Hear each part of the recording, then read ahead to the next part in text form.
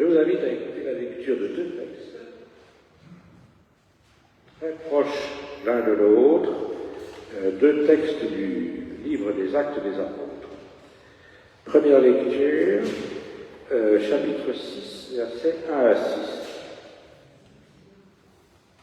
En ces jours-là, le nombre des disciples augmentait, et les hellénistes se mirent à récriminer contre les Hébreux parce que leurs veuves étaient oubliées dans le service quotidien.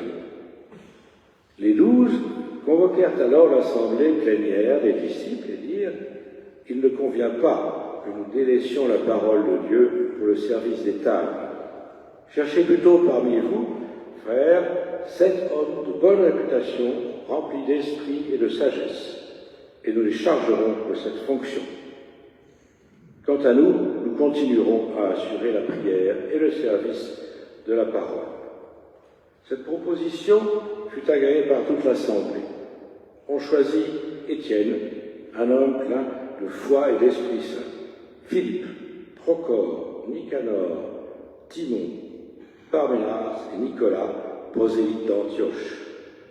On les présenta aux apôtres, on pria et on leur apposa les mains.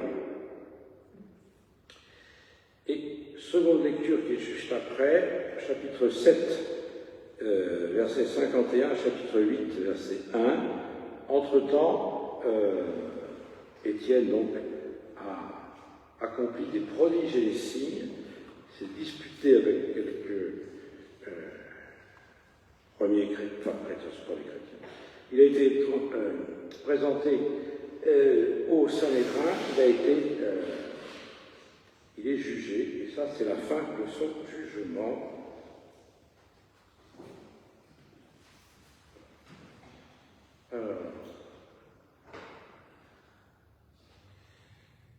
Donc il s'adresse à ses juges. Hommes à la nuque raide, incirconcis de cœur et d'oreille, toujours vous résistez à l'Esprit Saint. Vous êtes bien comme vos pères. Lequel des prophètes n'ont-ils pas persécuté? Ils ont même tué ceux qui annonçaient d'avance la venue du juste, celui-là même que maintenant vous avez trahi et assassiné. Vous aviez reçu la loi promulguée par des anges et vous ne l'avez pas observée. Ces paroles les exaspérèrent et ils grincèrent des dents contre Étienne. Mais lui, rempli d'Esprit Saint, fixait le ciel. Il vit la gloire de Dieu et Jésus debout à la droite de Dieu. Voici, dit-il, que je contemple les cieux ouverts et le Fils de l'homme debout à la droite de Dieu. Ils poussèrent alors de grands cris en se bouchant les oreilles. Puis, tous ensemble, se jetèrent sur lui, l'entraînèrent hors de la ville et se mirent à le lapider. Les témoins avaient posé leurs vêtements aux pieds d'un jeune homme appelé Saül. Tandis qu'ils le lapidaient, Étienne prononça cette invocation « Seigneur Jésus, reçois mon esprit ». Puis il fléchit les genoux et lança un grand cri. Seigneur, ne leur compte pas ce péché. Et sur ces mots, il mourut. Saül, lui, était de ceux qui approuvaient ce meurtre. Vous ne le savez peut-être pas, mais c'est tout à fait exceptionnel. C'est un des textes du jour sur lequel nous allons méditer ce matin, ce que nous ne faisons pratiquement jamais ici. Seigneur, ta parole est une lampe à mes pieds. Guide-nous par ta parole, qu'elle éclaire chaque jour de nos existences. Amen.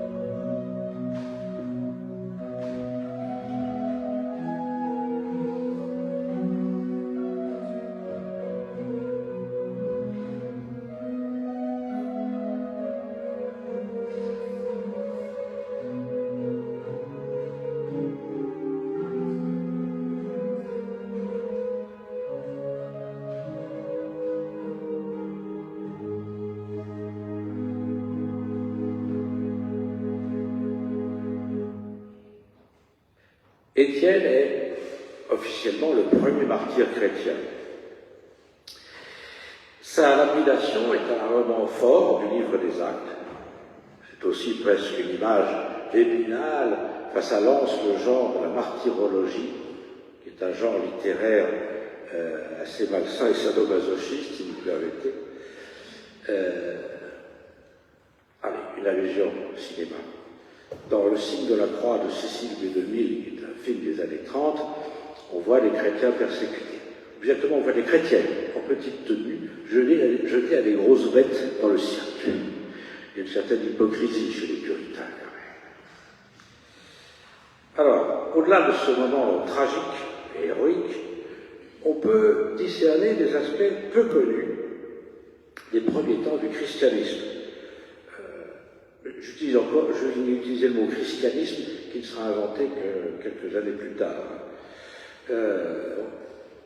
Et on peut discerner donc des aspects peu connus de ces premiers temps, aspects que nous ne pouvons pratiquement connaître que par le livre des Actes. Luc, appelons-le ainsi, l'auteur du livre des Actes, est le seul à avoir traité de cette période, même si on va trouver un peu après, dans les épîtres de Paul, quelques allusions. Luc, il faut le dire, a une forte tendance à apaiser les différends, à niveler les conflits, à nier les polémiques. Et en plus, il écrit 50 ans après les faits qu'il vient de rapporter. Il y a donc, lorsque l'on approche le livre des Actes, même le troisième évangile, un exercice difficile de lecture entre les lignes auquel nous allons nous livrer. Quelques mots sur le contexte. Nous sommes à quelques mois, peut-être quelques années et encore, de la Passion et de l'Ascension. Une première communauté de fidèles de Jésus est en expansion. Dans tout le Nouveau Testament, c'est toujours en expansion. De plus en plus nombreux furent ceux qui crurent. Et s'installe à Jérusalem. Pourtant, à Jérusalem, ils sont en danger. Le maître dont ils se revendiquent vient d'être condamné et exécuté. Dans le chapitre précédent, les apôtres ont été flagellés. Mais ils restent à Jérusalem, pourquoi? Parce que pour eux, la parousie, c'est-à-dire le retour de Jésus et l'avènement du royaume, c'est une question de jour. Et évidemment, cela ne peut se produire qu'à Jérusalem, la ville sainte. Donc ils y vivent, en autarcie, cachés. Ils pensent que de toute façon, la fin du monde, c'est dans les jours qui viennent, donc pas la peine. Donc ils organisent entre eux la pénurie, par le partage des biens, et notamment, il faut aider les démunis. Et parmi les démunis, il y a les veuves. Et là, Luc nous rapporte un incident. Les hellénistes murmurent car on néglige leurs veuves. Leurs veuves, c'est-à-dire qu'il y en a au moins deux. Et donc, il y a déjà 2 hellénistes qui sont morts depuis la création. De plan de table, une crise qui en réalité couve au sein de cette communauté qu'il veut idyllique. Alors, les hellénistes, qui sont les hellénistes? Quand j'étais au lycée, les hellénistes, c'est ceux qui apprenaient le grec. Ce n'est évidemment pas ça. Les hellénistes ne sont pas non plus ceux que Paul appellera les Grecs, c'est-à-dire des païens attirés par le christianisme. Ce sont des juifs, les hellénistes, des juifs de la diaspora, qui sont venus en Judée, appelés par Jésus. Mais ils ont oublié l'hébreu et l'arabéen, et donc ils parlent le grec, qui est la langue internationale, l'équivalent de l'anglais aujourd'hui. Ils devaient être assez nombreux au Moyen-Orient à cette époque, puisqu'on a trouvé bon et utile de traduire en grec les textes hébraïques, ce qu'on appelle la Bible des Septante. Si on a traduit les textes sacrés en grec, c'est qu'il y avait un public. Ainsi, donc, dans cette première communauté, de fidèles de Jésus, nous avons deux groupes linguistiques. En principe, ils sont d'accord, mais ils ne parlent pas la même langue. Ça peut poser des problèmes.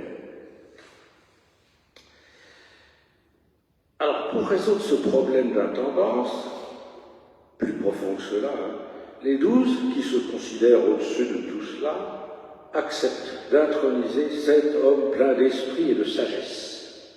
Ils ne les désignent pas, ils intronisent ces hommes qui ont été désignés par les fidèles, élus par les fidèles.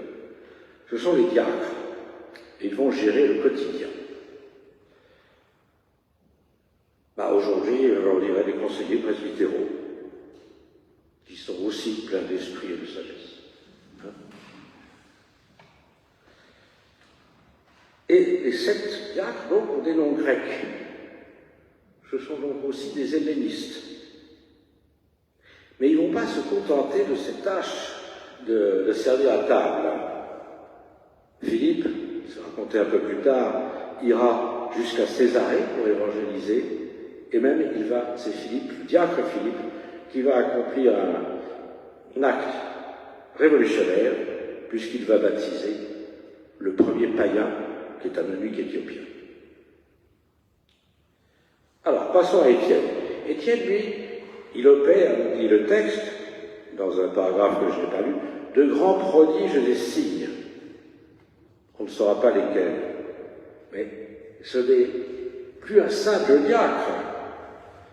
Dans les versets suivants, que je n'ai pas lus non plus, il polémique, et parfois brillamment, avec ce que Luc appelle la synagogue des affranchis.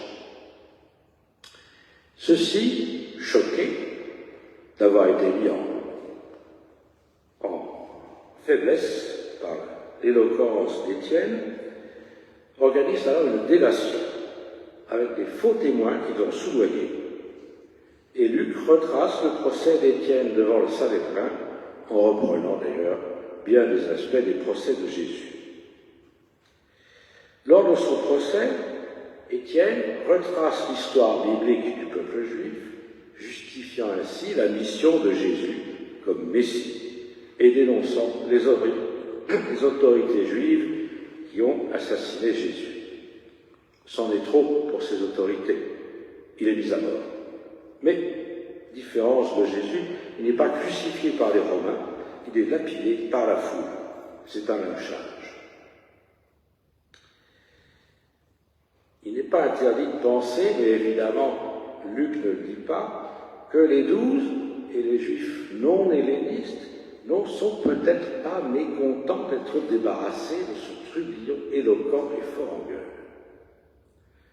Luc se contente de rejeter la faute sur la synagogue des affranchis. Alors, qui sont ces accusateurs d'Étienne? Ce sont des Juifs, nous dit Luc, de Cyrène, de Cilicie, d'Alexandrie. Donc, sans doute, eux aussi, des hellénistes. Mais Étienne n'arrive pas à les convaincre. Jésus l'avait dit, « Je vous donnerai une parole, une sagesse, à laquelle vos adversaires ne pourront s'opposer. » Encore une petite astuce de Luc, les coupables de cette délation ne sont pas les Juifs de la tradition, ce sont des hellénistes. Après la mort d'Étienne, qui expire comme Jésus, en disant « Seigneur, ne leur impute pas ce péché », une persécution se déchaîne contre les fidèles et tous s'enfuient de Jérusalem. Luc nous précise, à l'exception des apôtres. Luc nous présente donc ainsi brillamment un moment de bascule. Je dis bascule parce que, sans insister, Luc nous raconte une première rupture, un premier schisme au sein de cette toute première communauté proto-chrétienne, entre les tenants de la tradition juive, qui parlent l'hébreu, et ceux qui parlent le grec, parce qu'ils ne parlent pas l'hébreu, et donc sont plus ouverts vers le monde païen. On pourrait les appeler des libéraux.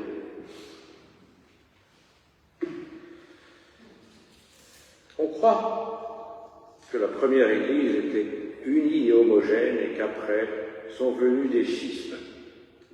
C'est le contraire qui s'est passé en réalité. Le christianisme naissant est éparpillé façon puzzle. Et c'est qu'après, au fil des siècles, que les grandes églises se sont constituées, même s'il y en a plusieurs, comme vous le savez, au sein du christianisme.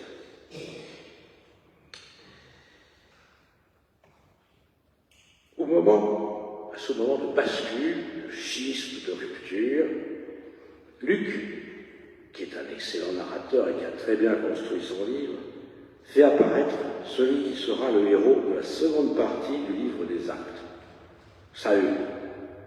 Alors c'est un jeune homme, nous dit-il. C'est vague, un jeune homme.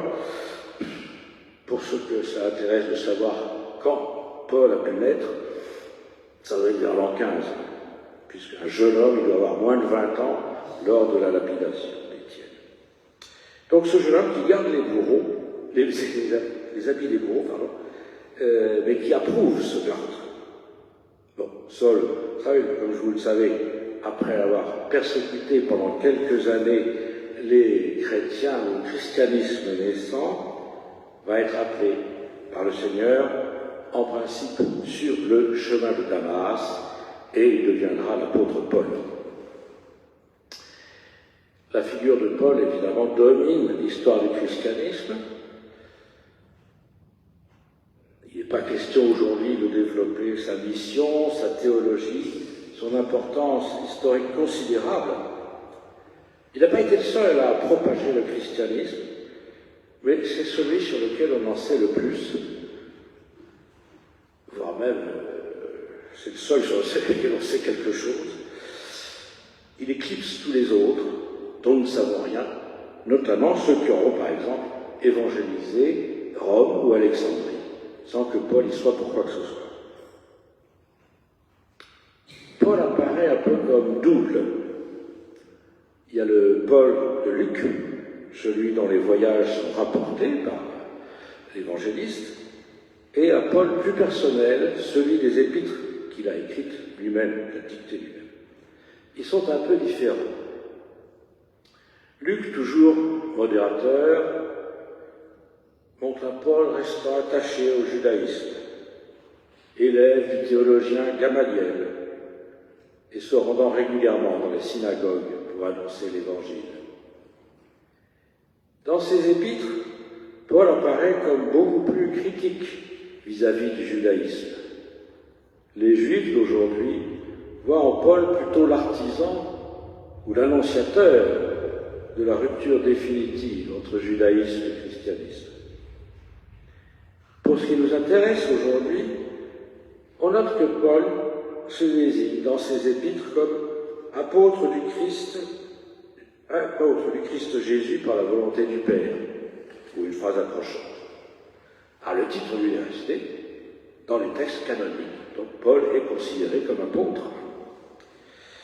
Mais apôtre, c'est un titre qui en principe est réservé aux 12